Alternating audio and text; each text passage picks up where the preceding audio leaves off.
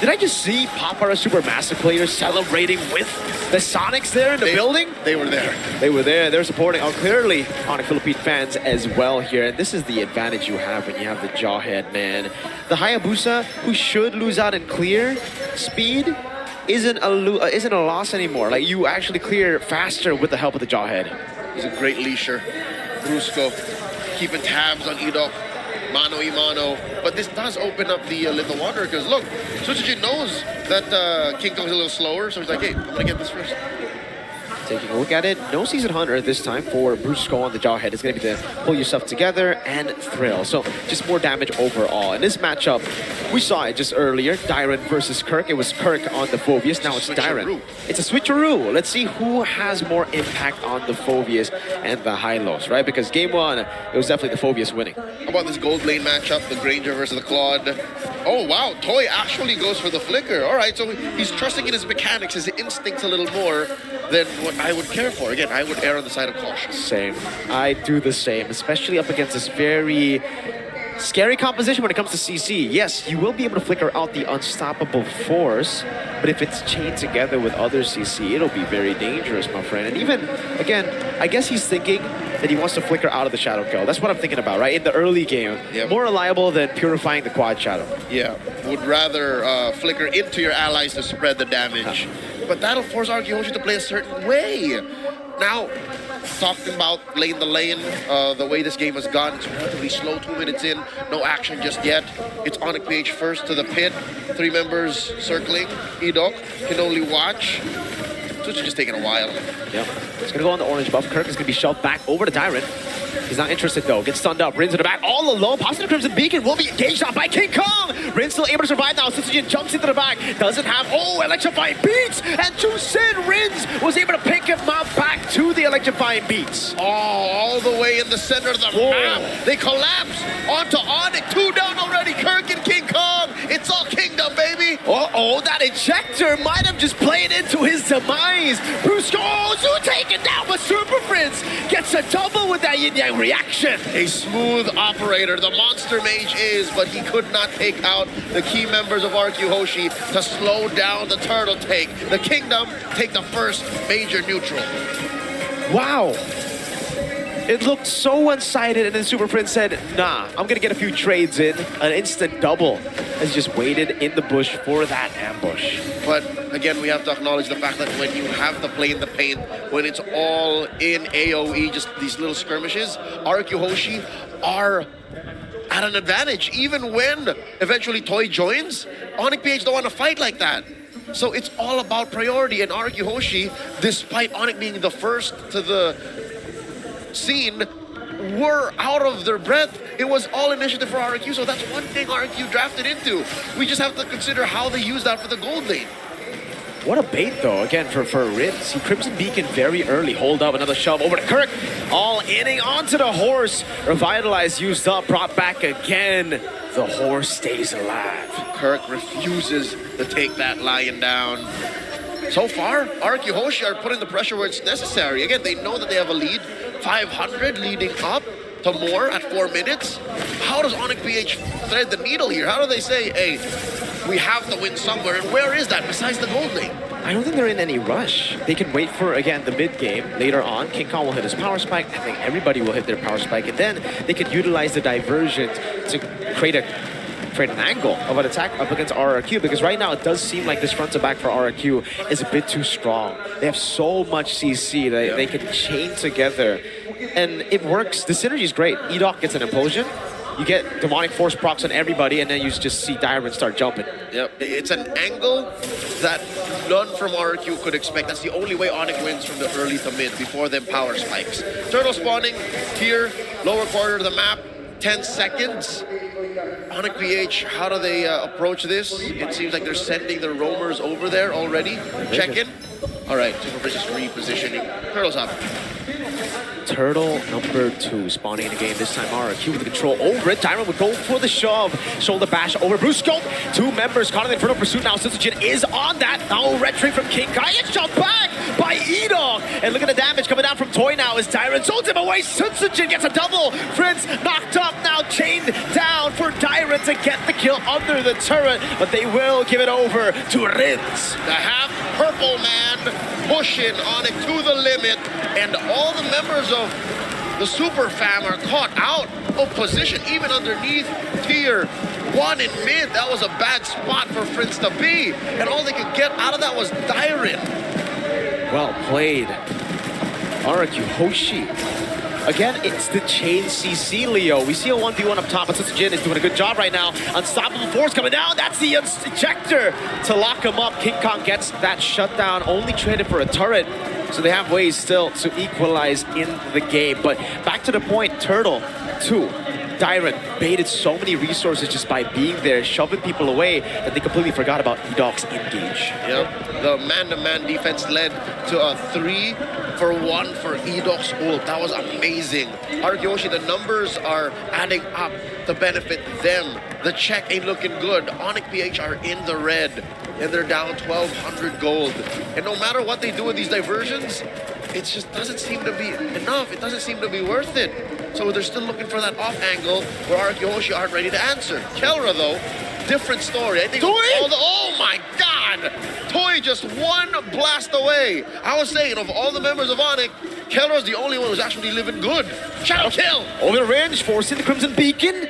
Dairon, good timing on the shoulder bash, but you can see the kill pressure. This 1,000 gold lead isn't big enough to stop this kill threat from Onic Philippines. You're looking at King Kong, who's built a Hunter Strike, has a Legion Sword. Who knows what else the Beast is looking to cook up here. Securing his purple first, while Sensujin clears up down bottom too late to protect that tier 1. And it looks like still RRQ have the advantage in this turtle pit. Sensujin had a way to just go in towards the turret, but he had to think about it. Everybody was missing on the map. He had to think, who's there, Edog? Implosion on 3! A full dive in the back! What a set! Brusco falling as well! And now it's Sensujin looking for the cleanup. Rins with a flicker forward. Kirk brought up, slammed down to the ground for Edog to take. The God Implosion echoing all throughout Jakarta City. You could watch that over and over again. It would be just as beautiful as the first time you saw it. RRQ Hoshi converting to a tier 1 in mid and a turtle. How do you come back from that? Wow. What the hell was that? I mean, I did mention it's a signature pick diversion. From a signature to another, Super Prince shows how creative it can be on that diversion. Oh my lord. It wasn't even from an angle you weren't expecting. Onic knew what they were getting into. They just didn't expect Edog to pull the trigger that quickly. And not on that many members. What a play. The lift up as well, the signature flicker forward of Rins. Reactions from the casters. Yeehaw, man, they're full on cowboys today. That was a sheriff and his deputy. Now back into the action here. 8 minutes 45. The Kingdom up by almost 2,500 gold. Onic PH still on recovery mode. Looking at the items, King Kong down by maybe 500 gold, and then a majority of the lead still on Dairon. Mr. Half Purple Man himself. Half purple, half Dairon, half man, human. Yeah? Kingdom. Kingdom, half kingdom. Diversion. Right? Expecting someone to go for this. No. Ends up being a wasted diversion to the bottom lane, but they do get a clear down below. RRQ has watched a good number of Prince matches to know exactly where he wants to send his team when he's on a low Yi. They're waiting for this Lord spawning in the upper quarter. 30 seconds till, and all Onic has to show for it is that tier 1 push down bottom. They are struggling, and that's an understatement. Onic can't even play the map. Usually when Onic is down this bad, they would find ways to play the map, but even King Kong is afraid. King Kong has no natural defenses against what RRQ is bringing. I gotta say, Leo, you know, we were talking about the drafts, and honestly, that was with me thinking there's gonna be purifies on the side of Onic Philippines. I just noticed there's no purifies here at all. That's why the Edog play was so Massive. I guess they were punished harder for trusting in their own mechanics. Again, who would flicker that close, right? And Yeah. without seeing the fight fully, would pull the trigger that quickly. So again, Onic PH may have overestimated themselves, underestimated really the mechanics of this MDL-centric squad, the new gen kingdom. Kirk's going for the chase, but will just be guided back by Rins. Look at Toy. Half HP on the Lord again. Darren walking up again. Over to Kirk. Able to find Brusco in the bush. Rins with the Crimson Beacon. Sony Super Prince away. Sutsujin gets rid of the Lord. Edog again finding another! My goodness gracious! And now they're all just falling under that damage. King Kong, he's going to be lifted up just in a bit. Rins looking for the angle. Won't be able to do so as Kelra is able to provide cover. 3 for 1, an amazing exchange. As soon as you saw the Lord fall, you should have backed off, but still RQ Hoshi make Onic PH taste the wrath of Edok's Tigreal. Once more a big ticket ult, causing the map to turn red. Lord marching down bottom, a big chubby wave up top. This has a RQ Hoshi written all over it. Edok, you madman. 2 sets in a row. My goodness, now Rin's gonna be engaged on. Shadow Kill has the flicker out, but it's still gonna be a kill. Too many stacks on him. All right, Onic PH though, land on their feet, able to defend from that Lord relatively safely, losing nothing but that Holy Shield in mid. They still keep that Holy Shield down bottom and a tier 2 up top. Onic PH are really doing their best here. This reminds me of that defense they had in game 1. Who's to say, Mirko? What are the odds that they defend the way they did in the previous game? I think there's a chance. I mean, again, it's not as good, the clear, as a Moskov, but the Granger still does well when it comes to clearing it out, and especially considering Kelra hasn't died yet. He's still holding on to a pretty... Oh, yes. Wait, so the Sky Piercer... Oh, it was the implosion earlier. Yep. All right, so... I think he might have to think about selling the Sky Piercer as we get into the later... Unless he wants to, again, bank on his ability to get kills, because I guess that's the only way to come back. A late game power spike to put up the stacks, yeah, but what? You're waiting for 3 or 4 kills from out of nowhere? RQ Hoshi's not gonna lay down and just hand it to you. Oh no. Kirk here forced to use the glorious pathway just to run away. They knew, they had a read on Onic Philippines. They knew there was a diversion sent to the other side for sure, and that's why they decided to pull the trigger on Kirk. Wasn't enough, but great read. That's what they've been playing at the movie nights in the gaming house at RQ. Just watch Super Frizz diversion plays. The omniscience that Super Frizz previously had is now a worldwide fact. So now the world champions have a target on their backs, and RQ are looking to make him bleed here to get 1 on the board here in this best of 7. They're up by 5,000 now. This can't just be on a singular player or 2. It's across the board. Dyron. All right. So far away, but there's no Brusco to actually catch him. It'll only be risky if Brusco is within diversion. No one's going to take it, though. It's just to open up the map a bit. Oh! It is going to be King Kong who takes it, clear it up top, and go back to the quad shadow all the way back. World's longest shadow. A push. I don't know if that minion is big enough to take that turret, but at least it is some map presence that Onic PH are looking to get. It's enough. Now the conceal coming in from Brusco. What do they find? Nothing. Slow push up top, too. Conceal. Burt Rins. Crimson Beacon coming out. Edog able to set one more time. Able to go for the shove in the flicker, but not able to find the implosion now. That's going to be toyed with the Wind of Nature and also the Blazing Duel. Brusco stops him there. Sutsujin gets a shutdown on King Kong, but Riz is caught in the bad spot and will be taken down by Super Frizz. Sutsujin over to Brusco. That's the diversion from Super Frizz to give Kelra a double. 2 for 4, and Sutsujin's the only one left. He's outnumbered by the Super Fam. He's looking for Kelra. The Mercenary saves the kingdom with a kill on the God in the gold lane. And the map equalizes. I don't think Frinz and Kirk want to take down Sutsujin nor risk anything else for the Lord. RQ Hoshi, what a recovery. Onic PH still showing that they got something left in the tank. And he can burst it down for sure, all alone, no problem. You can see the difference it makes. Hold up, Sutsujin now around the diversion coming down. That's getting the sun over. Oh, almost a steal. What a crazy calculation from Kirk. The timing, he almost got it. A second difference between Kirk trying and Onic PH sending over Prince, Brusco, and King Kong. That was that close, ladies and gentlemen. They did not close the gap just yet, though. 4,000 still between these two teams. You can see the difference, though. The big difference when Edok does not get a set in these skirmishes. That's an angle of attack for Onic Philippines. Down below, King Kong already used a shadow kill. Sutsujin not gonna go for the chase. Lord still in the mid lane. Lord pushing in. Onic PH have to watch their backs. In comes Dyron. Able to find Kelra. Edok looking for the implosion one more time. Only able to find Kirk now as he goes in for the shot. But Toy very low in the back. Buys the immortality. Edok able to stay alive. Dyron pops into a crown. And Sutsujin is unable to get anyone down. And Kelra has just taken another kill into that Sky Piercer.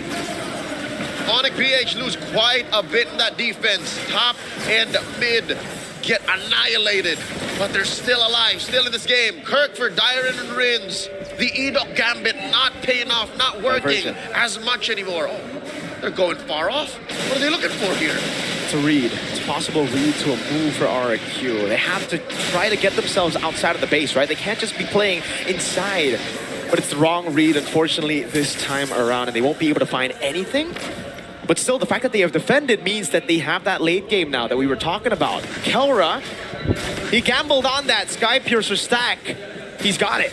He got a few, and they're working with that. Scraps is enough to still build an empire, and it's gonna take a while. You're looking at a 17-minute game, 13-18, with very little on the map for Onic still. Good news is they can get out of their base. Bad news is they have to permanently keep defending and managing those waves in mid and in top. And top is the long lane. So what does that mean? They have to use a diversion, possibly defensively. They have to use a diversion to send dudes over to clear the wave and then join the fight. How are they going to start defending against Edok then? It's the best angle. It's the best side to have a base turret on. But this is the unpredictability of Onic Philippines. Diversion. Where is it going? Toy! Oh my God, that damage! Winning nature! Saving Toy! But look at the shot coming down in the back line as well! Toy caught in the back spot as he buys the Rose Gold Meteor! Bruce going to take it down! Rins jumping to the back over to Kelra. Look at King Kong coming back at it one more time as Siren will fall to Kelra one more time! 2 for 3. A beneficial trade for Onic PH, and now Rins and Sutsujin considering how to approach the next minute. Lord spawning in 10. The creativity of Super Prince. You can be down a whole lot of turrets. It can look impossible to come back, but nothing is impossible when you have a Lo Yi like this. Yellow rain from whichever angle Super Prince wants to come in via the diversion. An artist on this hero. Oh, Sutsujin's really trying. Try to go in. Oh, Kelra with the flicker forward. Kelra didn't want to be with the Rose Gold Meteor. Immortality dropped again. Kelra taken down, a mistake. But no, it was a bait. It was a distraction for the Lord to be taken by King Kong. Kelra for the Lord at this point. It's evolved. And we're not even at TikTok timers yet, so that is a calculated risk Kelra took. The rest of the Super Fam agreed to this, but you're right, Miracle. But the waves. They can't defend without Kelra. 20 seconds, the big gamble. Good disengage from the side of King Kong. Ida only able to find one right now. Kirk will be melted down, but is still able to get out with the glorious pathway as again Super Prince comes in around with the reaction. Sutsujin jumps in with a crowd by Super Prince. Pop back again. Brusco taken low. And inside the base, Arky Hosha wreaking havoc. Down goes Riz, but it's too late.